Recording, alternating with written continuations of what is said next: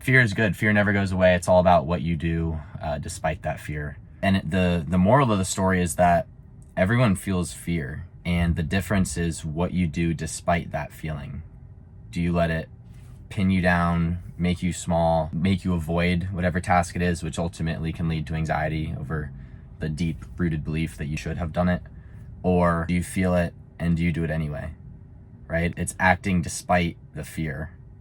And I didn't really make this up. I've heard other people talk about this, but I have felt it myself. And I remember somebody at work, I volunteered. I'm the youngest guy in my account executive sales team by far, and I was new on the team. And they said, hey, who wants to be the first one to role play in front of the entire team? And I was like, me. And one of the executives came up to me afterwards. He's like, dude, Corey, I love it, man. You're fearless.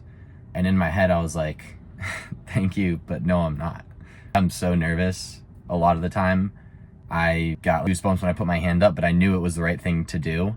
And it's the fact that I acted despite the fear. I still felt the fear. I still get nervous. My heart goes every time I stand up and talk in front of people or bring up an idea for the team or ask a question. But it's the action despite the feeling, which I think is what all these famous people have, which fucking heroes, whatever you call it, actresses, people on stage, presidents, leaders, they all have this fear or this I don't know what that energy that comes to you when you're about to do something big. And it's some of it's helpful. A certain point of anxiety or stimulation or fear or excitement gets you to the perfect amount of stimulation so that you can perform at your peak, right? Too much is bad, but if you're lazy as hell and you don't give a shit, you're not going to perform at your peak. So it's healthy to feel that way, and you have a choice. Are you gonna let that feeling control you, make you small, pin you down, and ultimately give you anxiety? Either way, you got two routes. One is you give up, and for a split second it feels good, right? Because you don't have to do the thing, but you immediately in your core regret it.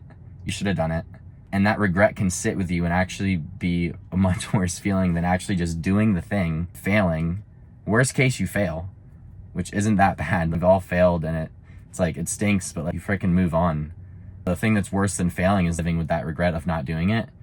And guess what? Most of the time we don't fail. Most of the time it's not as hard or as bad as you're thinking. It's fine. It works out. And you have all that upside.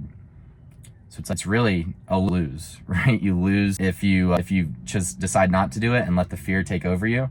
Or you lose if you have to suck it up and just do it anyway, which feels like a loss, but it's actually a win. It's actually a massive win. And if you can string a lot of those wins together, it gets easier over time. And to wrap it all up, you don't not get scared of things. You don't not get nervous, or you don't not have that fear, but you've conditioned your body to feel that and then have a different response than most people have. And that response is to do it anyway, is to charge forward, is to charge through it. And that's why resilience training stuff, you guys know I do the ice baths. That feeling when I'm sitting over the ice bath every morning at 7 a.m. and I woke up cold from my bed and got out, and I'm standing in the cold outside air, and I'm like, this is gonna suck. And then within 3 seconds, I'm in that water. Doing that for about 300 days in a row now. That's conditioned me purposefully. I've done this with this intent to have that feeling at other points. Oh no, my sales manager is asking who wants to role play in front of the group.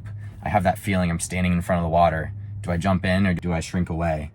And it's shown in other parts of my life. There's other examples, whether it's talking to girls. That's how I met my girlfriend, is by taking that risk. It's going up to meet new people, right? There's somebody important. Do I want to talk to him? Do I want to say hi? You feel that fear, and then you just jump in that water. It's going to the gym. This workout's going to suck. It's going to be, I'm tired. I don't feel like it. You feel that fear of the workout being really difficult for you, and then you just do it anyway. You just get into the gym and you do that workout, and it's never as bad as you think it's going to be. So fear is good. Fear never goes away. It's all about what you do despite that fear, to wrap it up in a nutshell. So I'd like to hear y'all's thoughts. Give me a comment below on what you guys think. If you felt this, give me a story. If you have a quick story on how, on either side of the coin, that you guys have been for this, regrets that you have, or even a point where actually sending it, going for it has worked out for you guys, or what you've learned. If you disagree with anything, let me know as well. I love alternate perspectives, like I said before. And if you're not already subscribed, give me a subscribe and a thumbs up, so know that y'all like this, and I'll keep pumping out some videos like this sitting in the HEB parking lot after a workout. So take care, guys, and I'll see you on the next one.